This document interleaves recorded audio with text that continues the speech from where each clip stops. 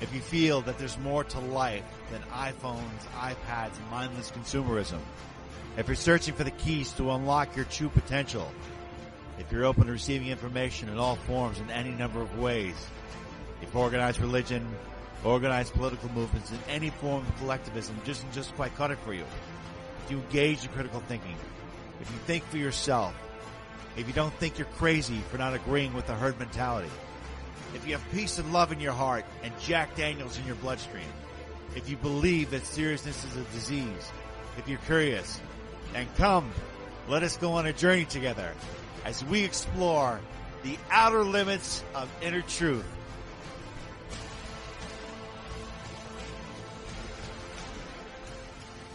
Welcome to the Outer Limits of Inner Truth radio show. OuterLimitsRadio.com.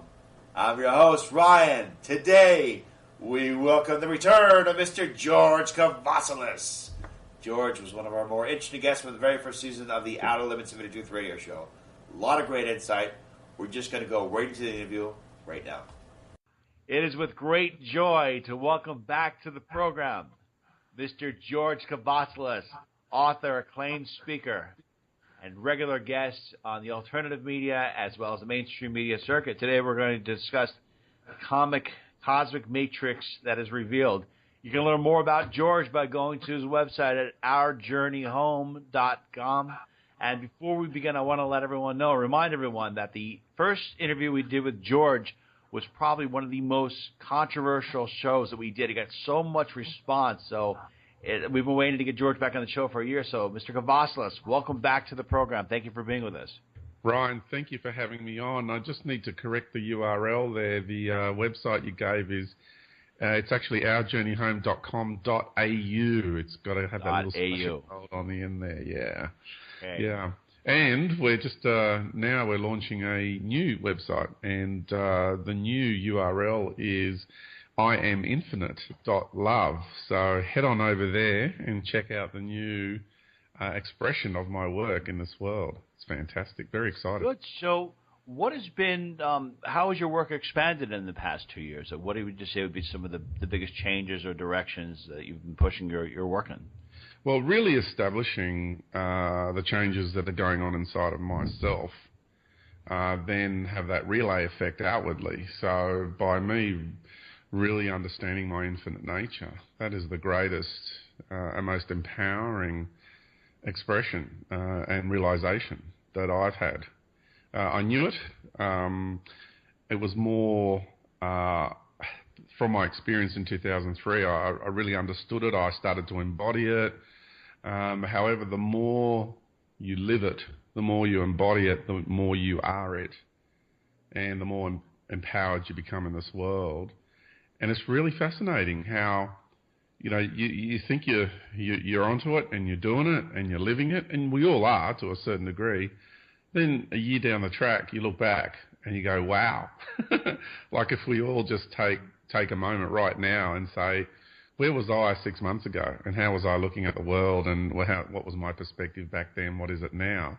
And then we realize just how we're on this logarithmic curve of growth, accelerated growth. It's unbelievable, the changes that we're all going through. Well, what has been your growth in the last 6 months to a year? Like have your perceptions changed or grown? Yeah, well, a lot of them have been solidified, have substantiated, have just gone deeper and further and more deeper understanding. For me, I've been able to implement that into my life, and there's been major restructuring in my life as a result of relocating, lots of relationships coming to an end. So there's this massive change is probably been the theme, and restructuring has been the theme of my life of late.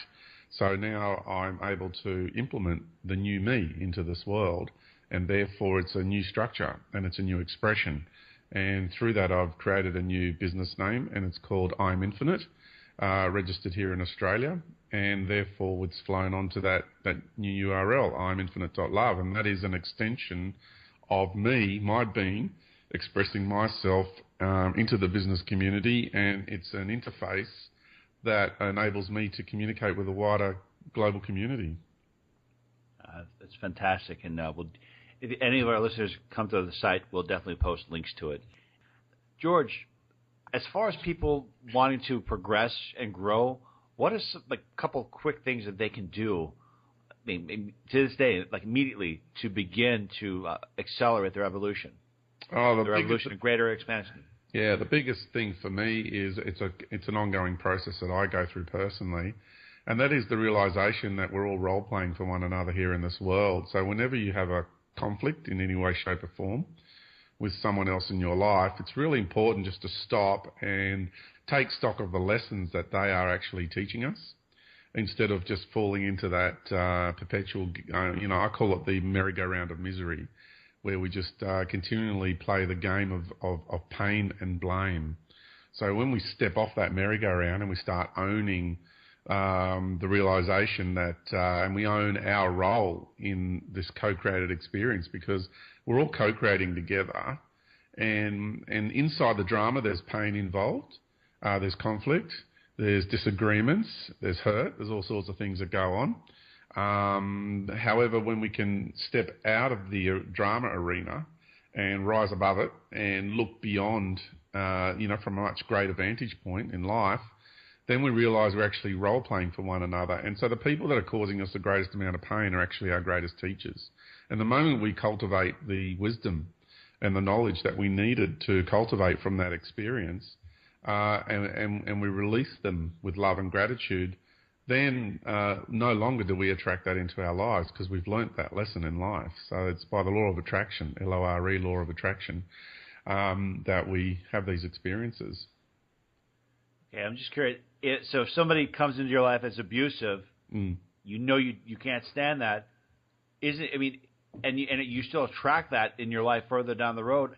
I'm kind of curious to know what a typical lesson would be. If you just realize, okay, listen, I don't like to suffer, I don't like to experience this. Why would this pain perpetually continue to pervade a person's life? Exactly, and it could be various reasons. One of them may be that you have to learn to invoke your inner warrior and learn how to make a stand against that energy. It's not about just walking away from it or trying to dodge it or move away from it. Sometimes there's other lessons involved. Sometimes it's got to do with what is it about me that provokes the other person in bringing that onto me? What is it about me that does that? And it could be something as simple as you have a very powerful role to play in this reality moving forward, and subconsciously they're very jealous of you. They don't realise it in their waking conscious state. They just feel this anger towards you and this jealousy towards you.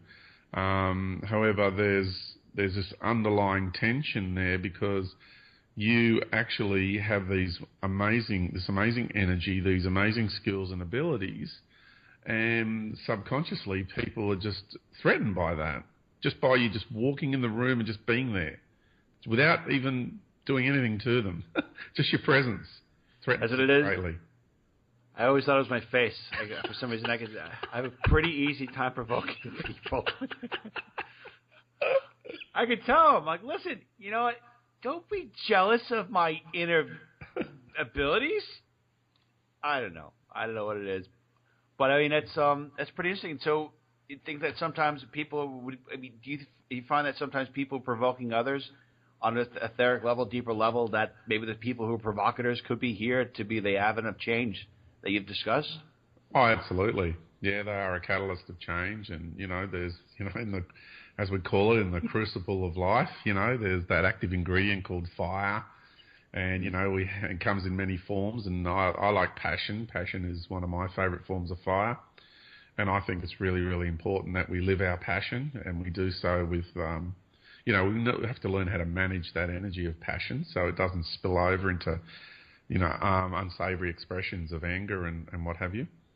The pain is, there's different forms of pain as well. We can get used to pain. Some people just get, addicted to the fire and the pain, and they don't know how to actually step out of the crucible.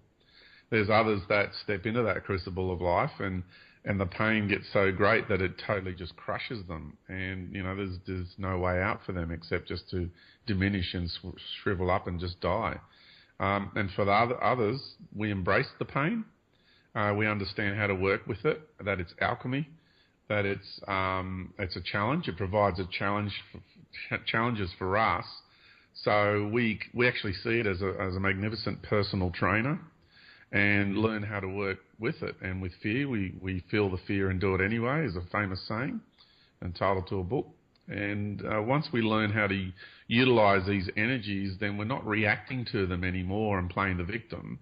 We're actually, really owning our life and learning how to grow at a rapid rate and become empowered. And our capabilities and our abilities to cope with all the challenges that come to us, really, really change. And we're not afraid of challenges anymore. We just become a very powerful, vibrant being that's ready just to go out there and do anything. That's pretty amazing. When you're in physical reality and you have the option of experiencing pleasure and you have the option of experiencing pain, do you believe at some point that people who are choosing to always choose pleasure over pain are maybe taking the easy way out, are stunting their evolution? Should people run towards pain? Should they run towards emotional pain? Should they run towards physical pain? Is pain a lesson that needs to be embraced more in this physical life incarnation that we're experiencing right now? Yeah, well, pleasure and pain themselves are two unique expressions of dark and light, positive, negative. It's the world of opposites, right? So they're not the only expressions, but they're two kinds of expressions of that energy, of the yin and yang energy. And what we need to do is incorporate into our assessment of that is our values. Because when you look at pleasure, for example, what is your version or your understanding of what pleasure is? For some people, it could be a sexual activity, which for other people would see that as a debaucherous activity. See? So it comes down to your set of values. So once we can bring that variable into the equation, then some people seek pleasure only because they are avoiding the challenges that they need to actually partake in. And they just haven't got that inner fortitude at this point in time in their life. Sometimes the more you go over towards the path of pleasure, the charge of pain continues to build because it's waiting to be addressed. And the more you avoid it, the bigger it gets, because it's the scales of life. So the more you put energy into one side of the scales, or you weigh that one down, and then the other side goes up. And it's really fascinating that eventually you're going to have to go back over to the other side because you become totally out of balance in life. And you need to address the other side of life to bring things back into balance. It doesn't matter who you are or what your understanding of life is. This is a universe of contrasting expressions.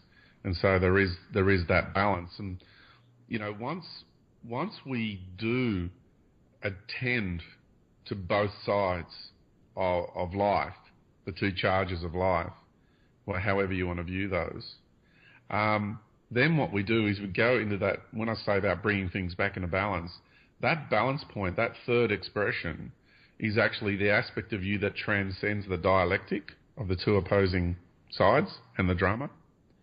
And that's what I mean by when we cultivate the wisdom from an experience. Once you learn it, you transcend it. So that's why you no longer need to live that again. I hope you're able to grasp that concept. Yeah, you can grasp the concept. And if somebody is leading a life of peace, if they are happy, are they in one way imbalanced? Can they be imbalanced by having peace? It's like, well, listen, you got to have some chaos. You can't be happy most of the time. You got to have a balance of crazy. Well, I think it's important that we look at this from more than just this one lifetime. That's the mistake a lot of us are making, is we tend to look at it just as in one lifetime. We look at a person's life and, we don't know what they did in lives before. Some people may have had some very, very active roles in the area of pain. And so this time they need to balance it out with a lot more pleasure. And it's not just one lifetime and that's it. It's been quite an extensive journey we've had through this universe. And we've had lifetimes in other realities and other realms as well. So, when we start to look at the bigger picture of a person and their journey in this universe, we start to realise that There's a lot more to people, and there's a lot more to why people feel the way they do towards one another. For example, you may have an issue with a person in your life currently who feels all this resentment towards you when you haven't done anything wrong to them, and that is a charge of energy that's built up between the two of you, which may stem from a previous life in this world, or may stem from a previous life in another reality. Let's say in the Pleiadian star system, for example, where you two might be, incarnated as, two members of a family, and you've got sibling rivalry going on over there. And then you bring it to this world and it becomes more intensified, and here's where you come to really process that charge out because of the fractal nature of this world.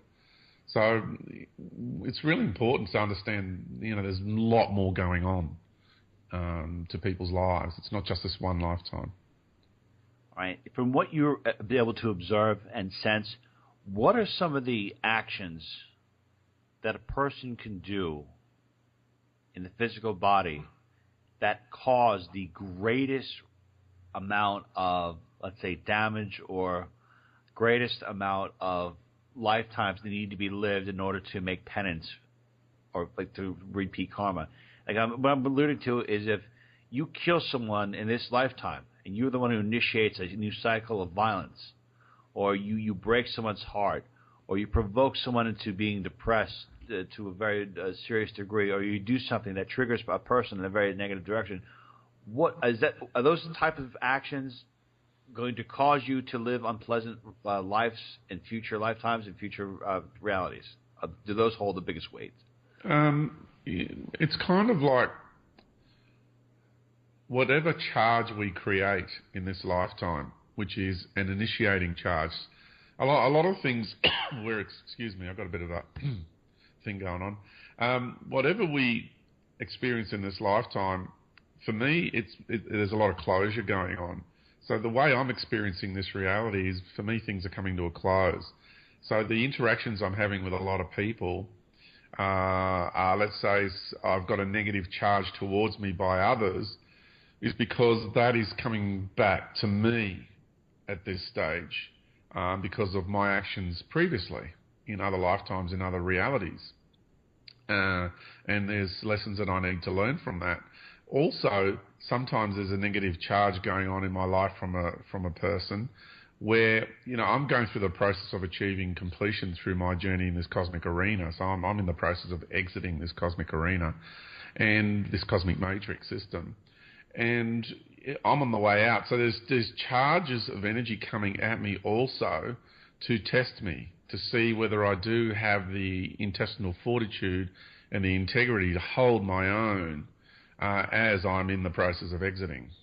So there's many variables at play here. There's lots more than those. That's two examples of what's going on. Okay, I want to come back to the earthly matrix and the cosmic matrix after this one question. And that is that we had a gentleman on our program in 2015. His name was Rich West, and he brought up some really interesting point. He talked about soul contracts. He talked about the idea of there being a reincarnation trap, that you don't have to come back. And, we're infinite beings, and that we've lived all these different lifetimes. So you probably have already learned the lesson, but they're trying to hold you here. I want to know what your thoughts are about that. I totally agree. 100% agree with that. Really? Absolutely. That's exactly what's going on. Yeah. I'm in the process of exiting the cosmic arena. And that's why the first company that I launched was Our Journey Home, because we're going home into ourselves, and therefore going home, to our souls and beyond, to our infinite nature. And now the new company name is I'm Infinite, is because when we reconnect with our infinite nature, we have the vantage point, the viewpoint, the perspective of the way our lives are constructed here, and everything in this universe is a co-created agreement. There is nothing that happens outside of these soul agreements.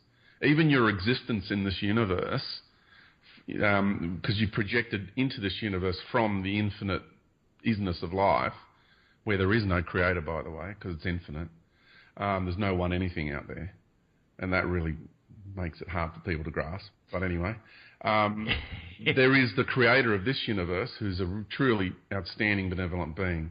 And we have a co-created agreement. The moment we enter into this universe, we're in co-creation with that being. So my soul, which is the grandest expression of my beingness in this universe and the aspect of me that's one with the creator, is a co-creation. And everything from there on, all my projections into my journey through this universe, is a co-creative process, not only with the creator of this universe, but all the other beings. When we create realities, we create them together. And, you know, it's such a beautiful interwoven process, a tapestry of life. The amount of love that has gone into the co-creative process in this universe is unimaginable at this stage, because we're all so inextricably linked to one another through love, through time, through co-created agreements on the soul level. And we create these realities, we go in them, and we have all these adventures, you know. We learn so much, and then the life cycle of those realities come to an end, and we come out, and then we go into another one. And it's just so much fun. It just keeps on going. Yeah, and even beyond this universe, Ryan, when you go out into the infinite nature of life. I can't wait to find out what's beyond this universe. Well, what's it like? I mean, have you ever taken a peek out there? I mean, I think we touched upon it. You described it, but what is life outside this universe, outside the physical existence? I have in this lifetime. I have had the opportunity. I reintegrated with my soul, so I've got to, and the soul is the portal to the infinite self. And out there's all these other universes, and that's what we do. We create these realities, and we go inside them. And so out there, you've got your universe, and you're the creator of that universe. And we're all inside of you learning your expression as a universe. So the construct of your universe is uniquely yours because it's your own universal expression. And therefore the construct is unique. It's not like this one. This one's called light because it's vibration, it's energy, it's logos, it's the word. It's got all these different labels that people use. And it's a universe. This one is waveform. So it's a universe of contrasting expressions. And that's what's unique about this one. However, out there, we all have our own universes, and we all go inside one another, and we have this big adventure. And that was the one theme that, besides love, that I experienced in the infinite nature of life, was the sense of adventure. Just ran through all life as far as I could perceive life in the infinite nature of it. It's so much fun, you know? It sounds like a blast. I'm sure I can imagine what people are having in visualizations right now. As far as this universe and this reality, do you have an idea of what kind of being that we're into, whose universe we're all experiencing? Because you defined what the universe was, but I want to know, is there a conscious being that we're actually experiencing, the inside of a conscious being? Oh, absolutely. Everything is by design. The universe is an intelligent being. And we are all, and you know, the ego construct of our mind finds it really hard to grasp the concept of the magnitude of design. Like even when you just look at your garden when it's raining, I think this is a classic example of that. And someone who's you could class as an atheist. I class myself as an atheist in the true form of the word. Which people think, well, that's a contradiction because you just said you believe in intelligent design. I'll get into that in a minute. It's quite complex. It's like I'm a true skeptic, right? But then the people who question about UFOs, they call themselves skeptics, but they're not real skeptics because they're not asking the real questions, right? Everything in this world's been twisted around. It's really, really interesting. Anyway, getting back to this universe is intelligent design. And when you look in your backyard and you just watch the rain and the way the rain lands on the soil, and one drop will just hit the edge of a leaf, the leaf will flip over, it'll cover a blade of grass, mold will be grow. Do you know what I mean? And that's just one little example of 1 square centimetre of ground. Now, every raindrop is designed to fall in exactly that way, in exactly that moment. The way a bird flies through the air, the whole thing is intelligently designed. And the magnitude of processing that it takes to design a reality such as ours, especially ours, because the whole universe is expressed here in this world. It's a fractal of the universe. The amount of processing is unfathomable. It is just amazing. It's not impossible. It's very real. It's really happening. And when you reintegrate more with your soul and you go back to that soul level agreements, you realize just how many realities you yourself are the creator of. You know, we all have our own galactic realities. All the galaxies in this universe are all co-creations. It's not like the creator creates the whole thing and then there's just you bouncing around in a reality. The whole thing is a co-creation. We're all intimately involved in the actual creational process of this universe. This is how the universal creator works. This is how you learn. Life in this universe is a participatory process. And when you walk in those shoes, that's when you know.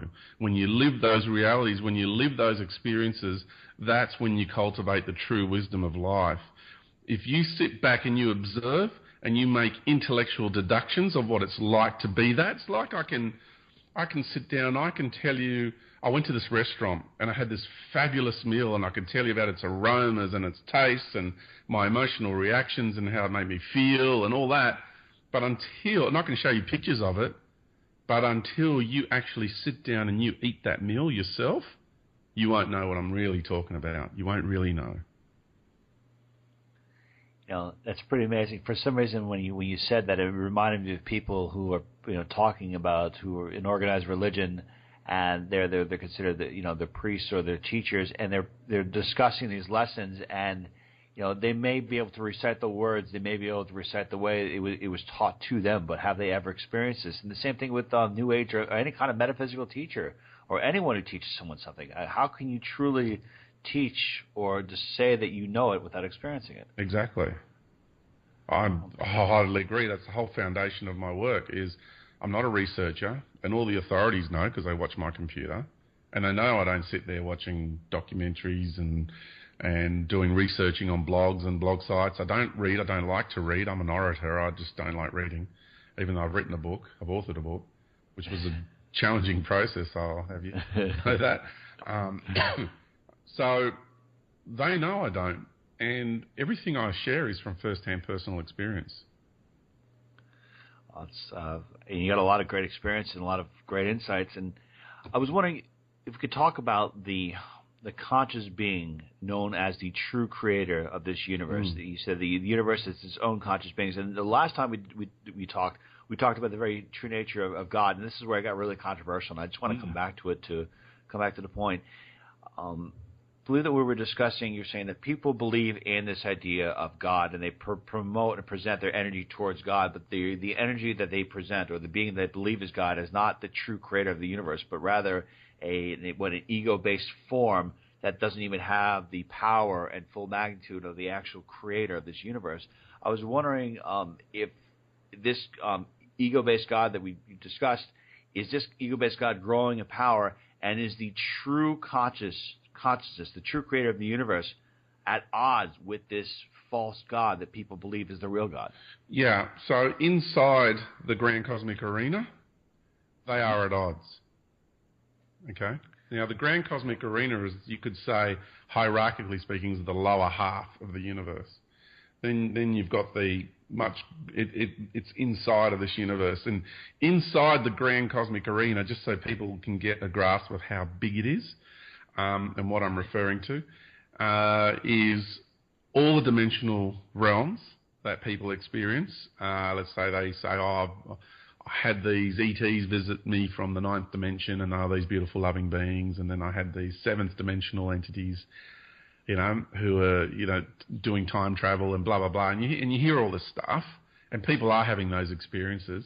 So all those sorts of dimensions that I'm speaking of there are inside the grand cosmic arena. And also all the parallel universes that quantum physics talks about, because they're all other light-based universes. So they're all inside the grand cosmic arena. So you're beginning to grasp the size and the magnitude of what I'm talking about now, right? It's big, okay? So beyond that arena is the main structure of the universe as well. So beyond that ego construct, that entity that you know as God, Allah, Yahweh, whatever you want to call it, it's the deity of the priests. It's not the real creator. That entity, that ego construct, that's claiming to be the creator of all that is and all that exists, which there's no such thing because life is infinite. There's no one anything.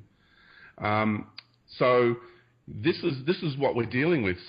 But beyond this arena, we're all equal.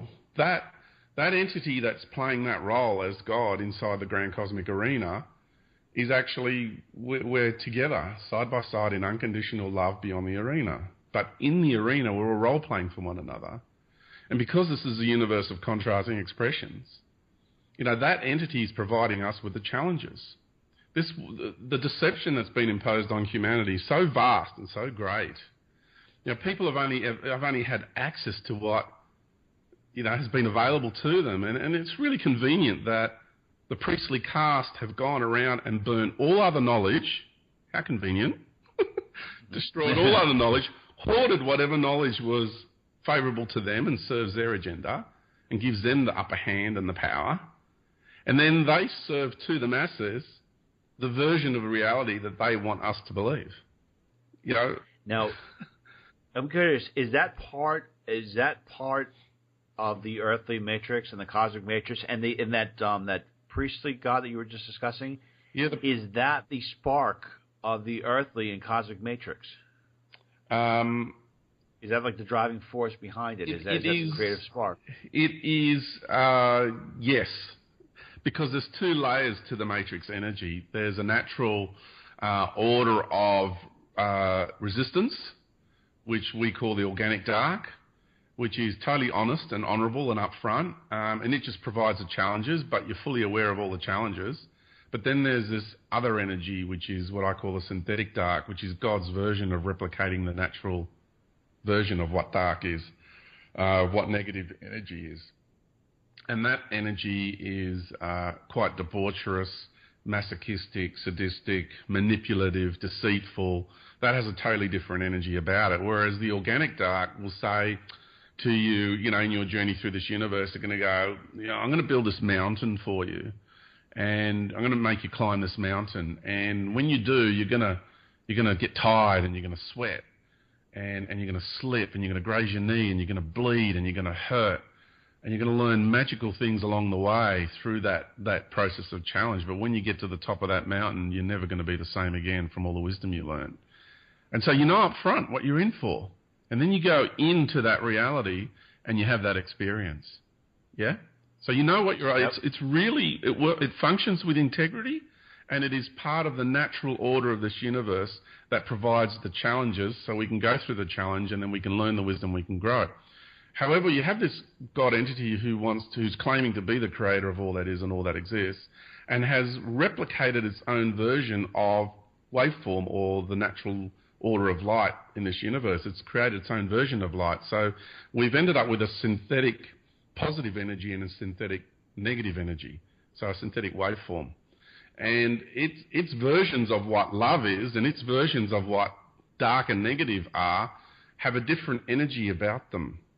And once we can understand the natural order to the synthetic order, then your point of reference, that point of reference is like, phew, it's fantastic, because you're able then to navigate your way through this reality and see all the deception. You could see the lies. You could see the people that are totally immersed in the artificial belief systems of this world.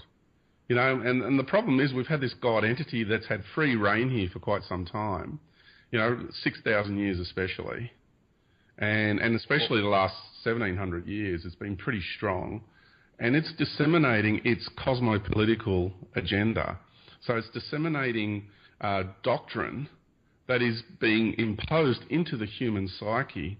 So humanity views life by a certain perspective, by the way it wants people to see life. And then it implements all these spiritual practices and doctrine. So the people, through those rituals and through those practices, are consuming its version of light. I'm just kind of curious, what about the greater conscious, the actual creator of this universe? When are we going to see some kind of intervention? I mean, is there anything that can be done to stop this, or is it just going to have to be like, we're going to have to walk out here? This is the way this universe is going, and it's not going to change, and you just have to take it upon yourself to walk out of here. I mean, Well, the one thing the natural creator does not want to do is disempower you. So it's a fine line between being a savior, which is toxic, and being a hero, which is helpful, right? So all the beings of the natural order will only come to your help when it's absolutely necessary, but they'll do it in a way that doesn't disempower you. Whereas all the members of God's tribe, right, if you want to call it that, okay, because those letters G-O-D were given to us by the priestly caste, and so that's what everybody knows that entity as, or Yahweh or Allah, depends what culture you're grown up in, but it's the same entity. So that has its own set of minions that works for it, and you know them as angels and archangels and all that sort of business, and other names, ascended masters in the New Age religion as well, and they all work for that entity, and they are the ones that go around feeding people light energy. So all these people are encouraged to meditate. They're encouraged to consume the light energy from these beings, and these beings come and disempower those people because they create a relationship of dependency. It's just like when we consume light energy, and you bliss out on that, well, all you're doing is drug taking on an interdimensional way. So are you saying, like, what about meditating? If you're meditating on a regular basis, well, we've heard so many times that if you meditate, you calm your brain, you are in a receptive mode. Mm-hmm. But do you think, is that one way, is that just feeding into a drug? Is that just no, I do that all the time. But what I do is I go inward into me, and I bring the light out from my soul. The whole point here is to turn inside out. You've got to bring your light out. The kingdom of heaven is within. Don't ever forget that. Know thyself. Don't ever forget that. There's a lot of truth in the doctrine, in the scriptures. There has to be, otherwise the thing won't adhere to the human psyche. So they've got all this wonderful truth in there if you know how to sift your way through it. But there's, you just hold on to the gems. Keep it really simple. Hold on to the gems and turn inside out. And when you connect inside of you to your soul that resides, your inner light that resides in there, your soul star essence, that is the part of you that's one with the real creator. And then that relationship there, that's Christ is inside your heart and your soul. The moment you worship something outside of you, you're giving your power away. That's not, and it's really interesting how the priestly caste say that you have to accept their version of Christ into your heart. Well, I don't have to accept anything into my heart. I know what's already there. I'm already connected. You already are at the core. You already are that which you seek. All you need to do is go within and rekindle that, reawaken that. That's the symbolism of the phoenix. It's to rebirth. That's what we need to do. Well, I want to ask you, can you partner with an energy or an entity that would, say, be celestial, that would have maybe your best interest at heart, would want to help you? Like, can you partner with the Spirit of Christ? Can you partner with the essence of Buddha? Can you partner with even some of the Greek mythological beings if they have the passion and love in their heart and they want to help? Can you do that without? Well, once again, the real Buddha and the real Christ, and the real Krishna, to me, it's all one and the same. And that energy already resides in my heart and my soul. I'm already in that relationship. All I have to do is bring it to my conscious awareness of my awoken mind. That's all. So I'm already in that relationship. I just need to be more aware of it. It's like the way this energy, this God entity works is its very construct itself is a mind entity. It resides in consciousness. Consciousness is mind energy. It's universal mind energy. And that's why the pursuit of consciousness on this planet right now is the number one thing in the spiritual communities, and especially the New Age religion. And the reason for that is because it is mind enlightenment. It is God's version of what enlightenment is.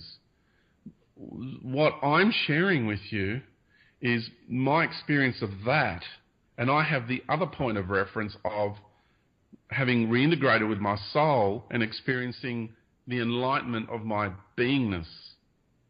So one focuses in the area of the mind, especially the people that focus on the pineal gland for enlightenment. Okay, that is the environment, the ecosystem of the mind.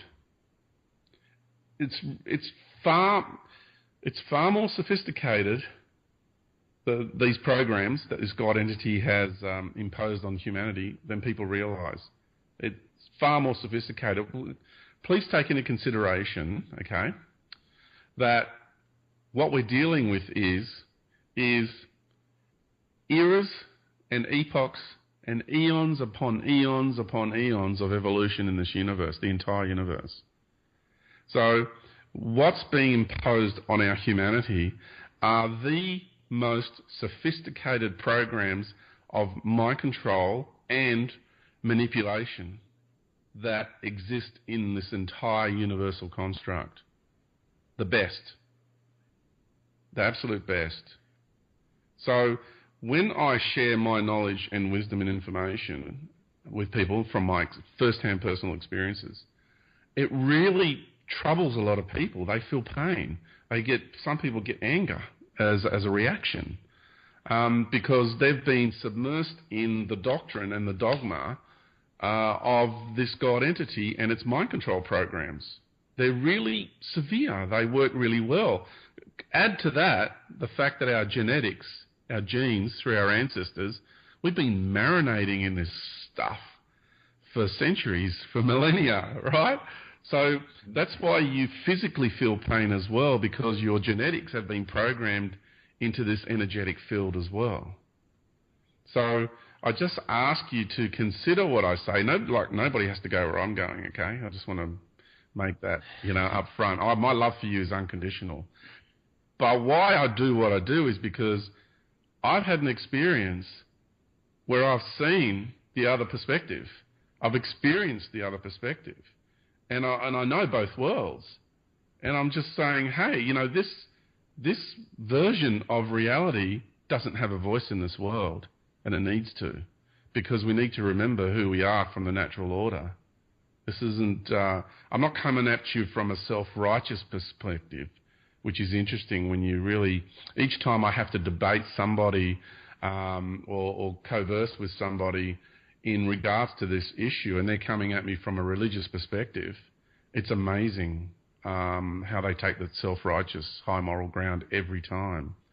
Because the version of love that they function from is a synthetic version of love. It is enamored in a self-righteous ego construct.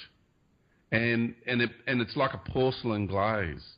It's absolutely amazing when you can sit there and you can experience that energy. And it tries so hard to come across as the natural order of love. It really does try hard. But when you have that point of reference from within your own heart and your own soul, the love that resides in your soul, that is the most purest form of love you will ever experience. And my version of soul, what I'm talking about soul, is beyond consciousness and is beyond spirit. So I just want you to understand the magnitude of the love of which I speak. Well, one point we talked a little earlier before we did this interview, this may have been a couple of weeks ago, you said that we may have a trump card in this game. We may have some kind of secret ability to maybe throw this cycle and put it in reverse, or at least halt it, because just by observing the way things are right now, I mean, I've been talking about this on the show for at least 2 years, that I think humanity is getting darker and that becoming more controlled. And you described this, synthetic God as becoming more powerful. How does it, is there anything that can be done to stop it? Is there anything that can be done to reverse it? Or do we just have to escape? Do we just have to escape this reality and go to another existence that is more peaceful or more likened to the organic and more accepting of love? Yeah, I've literally experienced other vibrational realms on this planet where nothing consumes anything. It's just this beautiful light energy, and even the natural environment, being the flora and the fauna, just exists beautifully. And they partake in other activities of expression because they're not in the survival mode. And so when I look at this reality, I see a vibrational pattern where everything consumes everything. We all think that it's humanity that's just, we're kind of like being tainted to be the evil ones. Mm. We're just lowly human sinners, and we all need saving by God because we're these pathetic humans that squabble and fight amongst ourselves, and we're debaucherous, and we just don't know any better because we're just pathetic. Well, that's the cosmopolitical agenda of God, because it wants to save you. It wants to diminish you to such a degree that you give your power over to it, and then it's going to take you to its heavenly realms. So it's going to save you. So for all of those of you who want saving, then do it. Go for it. It's an interesting journey. I've been there, I've done that, and you'd be surprised how many people thousands all around the world, who share with me how they've been there and done it, and they're all done. We all know this from our level of our souls. So it's not just me who's this crazy raving lunatic all by himself. Coming back to the changes that are going on the planet, we've got this imposition of AI because we do have the big trump card, like I said to you prior to this interview. And once we understand that we are co-creators of our experiences, then you are a co-creator of this reality. And the way the true creator works, the way universal law, LORE, works, is that if you are a creator of a reality, then your energies are at the deepest foundational building blocks of that reality. Then that gives you the authority in that reality. So we have all these imposition taking place here. And I'm one of the beings that originally created this galaxy, this solar system, this planet, and the human vessel. I'm one of those beings. So however you want to see me through that is up to you, but there's many, many, many beings on this planet that know the same about themselves. I assure you of that. And because of that, because of this fractal process that we created, this pathway towards center, this is the exit point of the grand cosmic arena, and you've got the self-righteous God entity that's trying to say this is all evil and bad, and it's fascinating because it's the one that's implementing all these control systems and its version of what we call evil, its version of negative energy, with all this masochism and war and destruction, and it's come here and it's just let loose because it's doing. I think it's doing a great job. If it's here to create darkness, I think it's doing a phenomenal job, and it's got the people just brainwashed and thinking, "Oh, this is wonderful. Exactly. Let's have another war." Its agenda because it has to, because it has to come and save them, right? And then people, they just give their power over to that entity, continues to feed off their energy. Worship is feeding mechanism. Yeah, it uses a subservient model. So it comes in claiming to be your creator, but we've never been created. We've always existed. Our existence in this universe is a co-creation, and we're infinite. So I always have been, always will be. There's no beginning or end to me. This is the debate I had in the Vatican with 4 senior entities there, and I said to them, "Your God is not my maker." Wow, when did this happen? You went to the Vatican? Several years ago, I got taken to the Vatican, and I had a pretty big debate because they knew about me and what I'm here to do, and I'm here to expose their God for what it truly is, because I see behind its mask. And we had a very fierce debate, and they accused me of having the most grandiose ego, and I said, "You want to talk about egos? Let's go there. Let's do this." I said, life is infinite. There is no beginning or end to life. There's no one anything. There's no totality to life. And here you have your God claiming to be the creator of all that is and all that exists. That is the greatest expression of egoic insanity this universe has ever seen. Your God is suffering from the greatest egoic insanity this universe has ever seen. And all the beings from the natural order know this. All the beings know it. And that entity is totally incensed by anybody who knows life beyond its ego's construct, ability to experience life. Now, don't forget, beyond the grand cosmic arena, we are in unconditional love and we are equal with that being.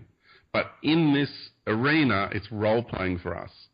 So it's in this grand cosmic arena with all the parallel universes and all the multi-dimensions that you experience. That's the arena that it's playing in. It has this deluded, self-deluded view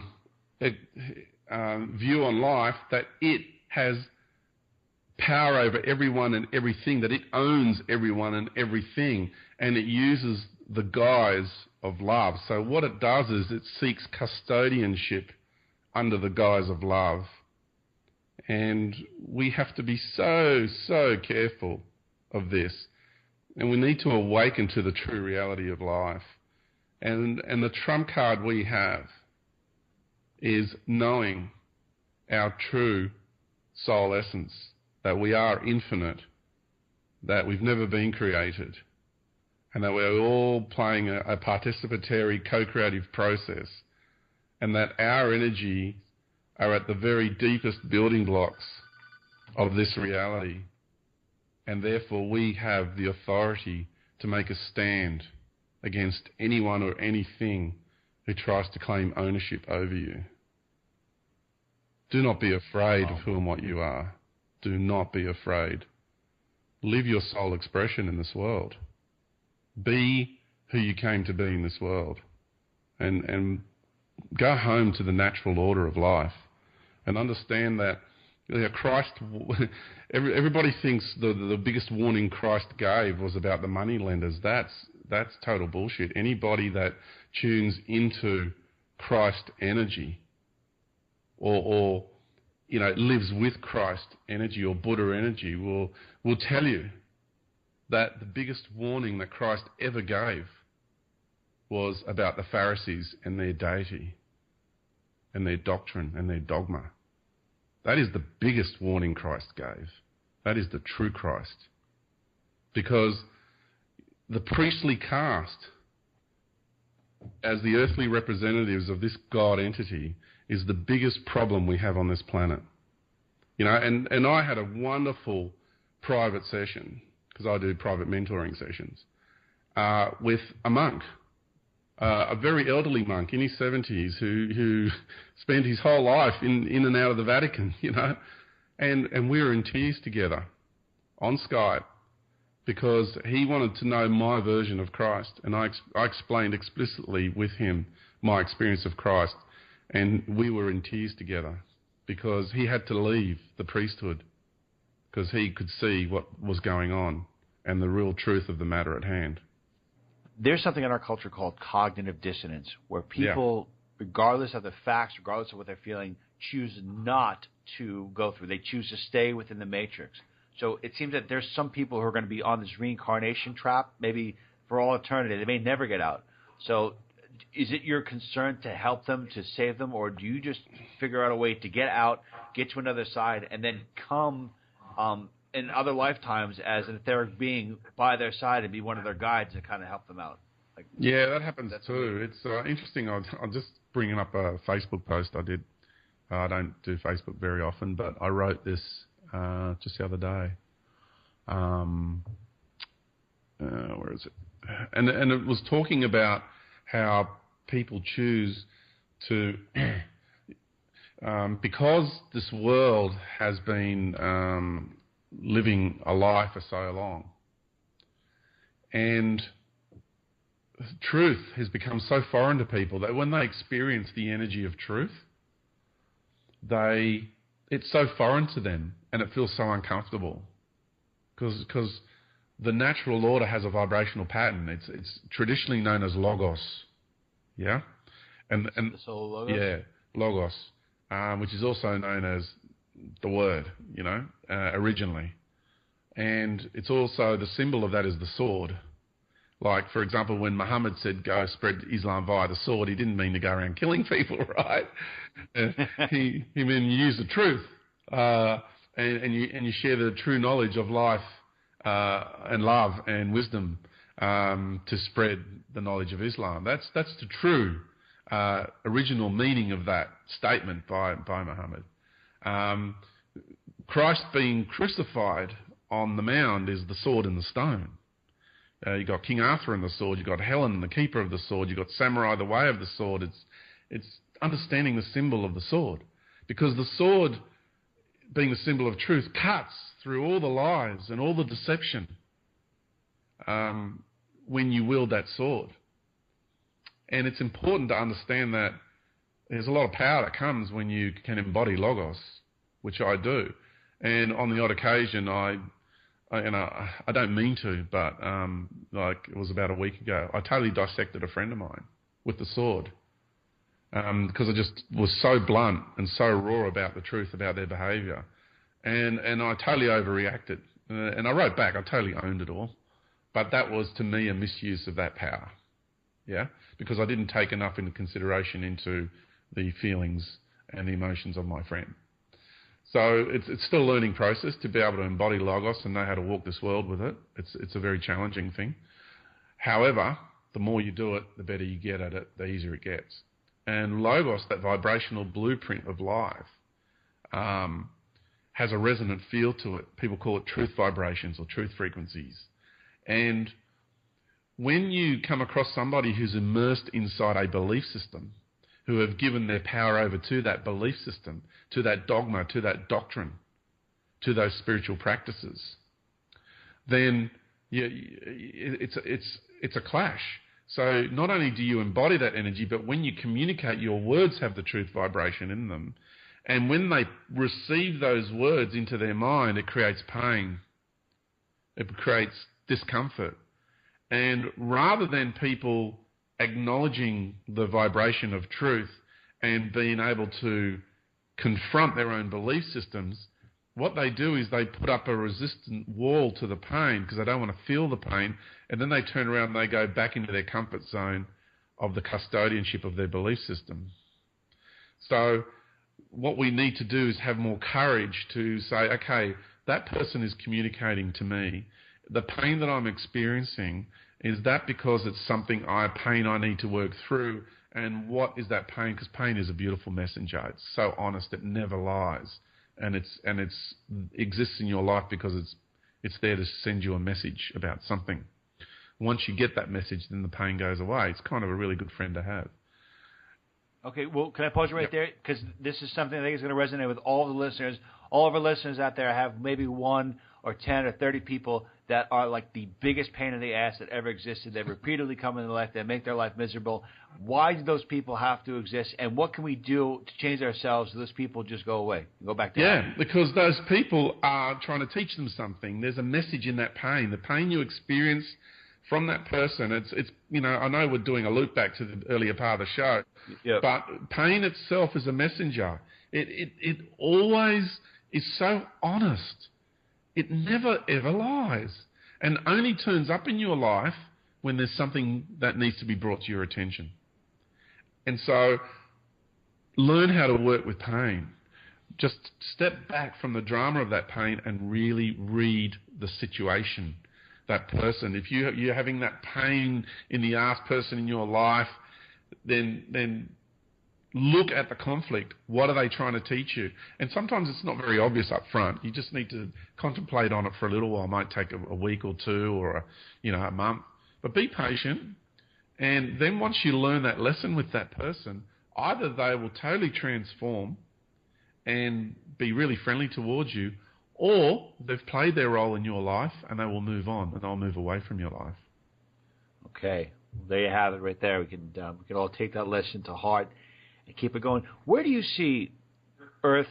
Well, what do you see happening in the world for the next 10, 20 years? You said this what is happening? Are we going through the dark ages? We're going to go through a modern version of that. AI in position is really strong. The artificial intelligence is the scalpel that the God entity is using. So the God entity itself is not, it's not an AI. It's an organic ego construct that resides in consciousness, mind, energy.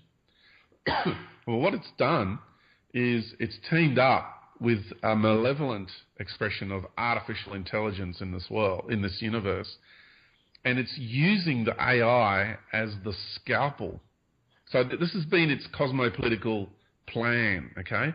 So it comes in and it decimates all the natural knowledge, pumps out a version of perception of reality through its doctrine and its practices that it wants humanity to see, and it has a different version of that in every culture. And then what it does is it brings in AI. This is a common pattern for being a cosmic conqueror in this universal cosmic matrix. Okay? So this has happened before? Absolutely. I mean, is this like a plan of action? Absolutely. And did any of the universes like overcome this? Or are they all like pretty much in like eternal darkness lockdown? Well, it's not eternal because everything has a life cycle. Just some are in longer periods than others. So this God entity is a cosmic conqueror, and what it does is it goes around conquering realities, and it's assimilated so many dimensional realms and galactic systems and star systems, and that's why we have, all these channelings that are going on with all these different interdimensional beings, because it's got such vast resources at its disposal. It can send one group of ETs from one dimensional realm, or another group of, what you call an ascended master, or a different group of interdimensional entities that will come and channel through that person, and it'll just manage this whole influx and inflow of information into the human psyche via all these different portals of entry, different modes of entry. And then you've got the established religions, which is what it's already created. And so, it's kind of like calibrating and fine-tuning. It's like a mold of clay on the plate in front of it, and it's able to maneuver it this way and mold it that way. But when it does that, what it's doing is it's using energy, it's using information, it's using, sequences of events, it's managing this reality really well, the way. And the grand irony of all that is we're in a layer behind that, allowing it to manage this reality in this way. Jeez, I mean, it just that sounds awful. I don't want to be. I mean, part of me sounds so sorry. I don't want to be a part of this. I mean, I maybe can we just? Is it better to just leave? I mean, why even try to change it if this thing is going to happen and you have so many people that are either unwilling or unable to wake up? And what's the point of staying here or even trying to oppose it? Why not just let the course of action just go and just try to evolve out of here? Because it doesn't seem like the next 20 years, maybe 100 years, or 1,000 years are going to be peaceful. Oh, well, the next few years are going to be quite challenging, to say the least. The reason why I don't just walk away is because I've overcome my own victimhood. I'm owning my existence here, and I'm owning the role that I've played in the creation of this reality through time. So I can't just walk away. So that's people might feel differently about themselves. That's fine. I'm not going to judge them. But for me, I've got obligations and responsibilities towards my mother planet, towards the sun, towards the galaxy, towards the universal creator, and towards my humanity. So all those relationships, I have responsibilities and obligations to. And that's why I'm here and I'm doing what I'm doing. But I mean, did you say you're leaving pretty soon, though? You said this is your last time out, right? Well, because the Earth is changing as well. It's not going to stay the same. That's my understanding. It's my understanding of it. Like let's just say, put the disclaimer in there. I could be completely wrong about all this. Let's just say that. And it's my understanding that this vibrational field of expression on this planet, where everything kills everything in order to live, it's completely consumeristic, both in the human world and what we call Mother Nature. Yeah? Because we needed an ecosystem that was going to support us being consumeristic to learn the lessons that we needed to learn. So we needed to incarnate into this version of reality to achieve the outcome we needed to achieve. So this expression, this planetary expression of Mother Earth, is her distorted ego as a planetary being. So this vibrational field, to me, is coming to an end. I didn't incarnate to save the whales. I didn't incarnate to save the forests. All the elders of the indigenous tribes know that about me, and they are in unison with me. The real elders, I'm working with them. They know that this version of Mother Earth is coming to an end. It's coming to a close. The pain and the suffering has served its purpose. There's no need for it to continue. Okay, well, you say it doesn't need to come to continue, but that synthetic God seems to be more powerful, and that it's imposing much more like tyrannical type rule. How is that going to sustain itself if this pain and suffering is going to come to an end? Doesn't it need the element of pain and suffering in order to sustain itself? Oh, it does, for sure. So that's why it's creating its version of this reality right now. So not only is it completely studying through all these different ET races that have come here, they're totally dissecting this reality from the inside out. They're also totally dissecting humanity from the inside out. Because the worship of humanity, because we're fractals of the universe, this God entity has never, ever been fed so much power, ever, in all of its existence. There's babies being born in this world that have access to more life force than that God entity in its ego construct ever will. Right? I'm just curious. Yep. So, I'm just curious. What about the beings of natural order? I mean, I'm going to say something that it's probably going to make a lot of people upset, but I'm getting a little pissed off about these light beings that are supposedly all there around us, that are waiting, for us to communicate with them, that they love us. And it's like, we need them right now. I think right now is a time where it's like, hey, a little divine intervention, a little, stepping up to the plate is fine. You're not going to completely throw out our evolution by appearing or by giving us some wisdom and inspiration. Like, we really need that out there. And this idea that they're just there to step away, this absentee guidance, I don't think it's cutting it. I think they need to step up, or they should step up. If they really love us, that there's really a true compassion, and they want us to take advantage of us, take advantage of it. Let us work together. Is that incorrect, or am I off track with that? Oh, no, you're totally on track with your perspective there. And what I do want to say is it's frustration, which I've fully experienced myself and still do. So I do that sometimes. I will communicate with them, and I'm like, come on, guys, this is getting pretty hard in here. And then I have to come out of that victim role. I need to step out of the drama vortex and go back to my greater being expression, that part of me that's beyond this drama arena, and view it from the grander perspective. And there's a timing mechanism to all of this, and they're not coming in because they don't want to disempower us. This is a critical moment for us to really dig deep, because we're actually, this is a classic line, but it's so true, we're the ones we've been waiting for. Okay. We're the ones who are going to actually implement the changes in this world. The ones that are going to come and help, they're the ones that are going to come to disempower you and be your saviour. The real, organic, natural order is sitting right back, and they're not going to step in. They're going to support you interdimensionally, but they're not going to come in and do anything for you in this world. All right, so the ones that come in, those are the ones that are like the false. They're the ones that are going to help create the wonderful new world order under the banner of love and peace after all the pain that's about to be implemented. And when you say pain and suffering, I mean, are we talking about some kind of? Are we talking about? I always talk about the economic Well, events. look, I'm going to give you my perspective, which could be totally wrong, but I'm going to give you my viewpoint. It's just a point of view, okay? George's little take on it.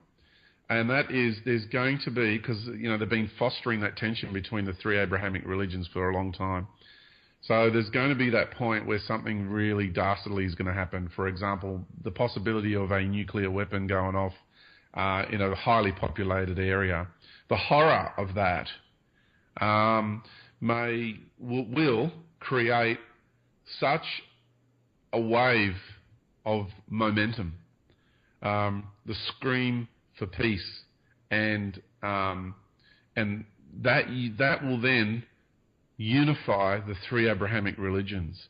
And that unification wave, that wave of momentum for the planet screaming out for peace and love, that's the energy that's going to be used to create the New World Order. And it's going to be a version of love, sense. and it's going to be a version of peace.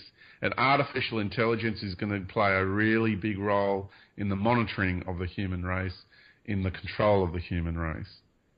And then there's going to be all these new technologies, because while you discipline the child on one hand, you then have to make it appease it on the other. So you give it a new toy to play with, to take the pain away from the discipline that you just imposed. Get it? Yeah. So new technologies are going to be released. It's going to be fantastic for people. There's going to be awe and wonder. And people are going to be in this bedazzlement of this array of new technology. And sicknesses are going to be healed. Cancer is going to be healed. Even though there's been cures for cancer forever, and they all get crushed and people get murdered so the cures don't come out, when the time for cancer to be cured is needed, that's when it will be allowed to happen, because it serves part of the bigger agenda. So that is what's going on in my understanding. And then after we've lived through that so-called several years of peace under the New World Order, things will start to change again, because there will be great changes that are taking place inside of people such as ourselves, and also with the planet. And in this time of the apprehension that's going on now, but will really happen very powerfully over the next few years, is the apprehension of the human awareness. So the artificial version of this reality is in the process of being created. So once people are plugged in to, with their mind, let's say like a chip in the head, for example, then you're plugged in permanently to a network, a collective hive mind network that is implemented by the artificial intelligence, and then people's perception of reality is totally skewed. So it's going to be really fascinating, because people around here are saying if they want to put a chip in us, we're not doing it. You know, we'd rather die. We're going to go to war. We're going to make a stand. And if we can't go and buy food in a supermarket, well, we're just going to create our own communities, you know, and start growing our own stuff. And I can tell you there's people around here that there's no way they're going to do it. Absolutely no way. And it's going to be the same for many people all around the world. No matter what drama they create and how much terror they create through their control of terrorism in the world, because they control all the terrorism. And the greatest terrorism being imparted onto the human race is the terror that they implement into the human psyche through the mass media. That is the greatest level of terrorism in the world. Pretty amazing. Absolutely amazing. I don't watch television anymore because the mind control programs coming out of that are disgusting. You know, it's a violation of my mind. It's a total violation. It's disgusting. So that's my take on it.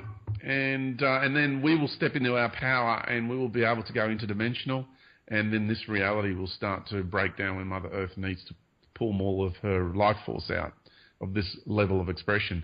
And then all the ETs will come, and there'll be the mass harvesting of their human herd, is the languaging that we are using in all our exopolitical meetings and our cosmopolitical meetings that I'm in part of at the moment, behind the scenes. So they want to come and harvest their human herd, and from a much greater level, it is those who do not awaken and succumb to the programs of God, and that includes the science world. You'd be surprised how they are seemingly opposing factions, but you'd be surprised how both paradigms are under complete control of this God entity, and the secret space program and all that, and the military-industrial complex. So we have behind the scenes already the preparations taking place for the mass harvesting of humanity, and the introduction of ET groups for that to take place. So it's all underway. The Vatican will play a big role in disclosure. Forget the US government. That'll step in later. But for me, disclosure has to be controlled by the Vatican, because the moment ET comes into the global acceptance in the human psyche, then that will bring into question religion and everything, and they have to manage that outbreak. Mr. George Kavassilas, we could talk to you for hours, but unfortunately we're out of time, and I just want to tell you, loved our interview, and that was really wonderful. And I want everyone to please go to George's website, ourjourneyhome.com.au. And when you go to George's website, you can learn all about him. You can learn about George has his own radio show called Super Woo Radio. He interviews a lot of great guests. And also on George's site, you can learn about his workshops. He's got one-on-one mentoring. You can buy his book, which is fantastic. And, it was a real pleasure and a great honor to have you back with us, George. Thank you so much for being with us today. Thank you so much, Ryan. I really appreciate the opportunity. And I just want everybody to never forget that you hold the keys inside of you. Just don't allow this energy to diminish you. Really, really trust and believe in your soul and your connection to the natural order of life. We truly are united there in unconditional love. Okay, everyone, that concludes tonight's edition of the Outer Limits of Inner Truth Radio Show. I want to give a special thanks to our great guest, Mr. George Kavassilas, and special thanks as always to our virtues, Miss Carrie O'Connor, Miss Laura Lynn, Miss Lisa Kaza, and Miss Constance Tellis. To learn more about the Outer Limits of Inner Truth Radio Show, please go to our website at outerlimitsradio.com. Till the next time we meet, my friends, wishing upon you an abundance of peace, love, and beers. Have a great rest of the week, and thank you so much for listening.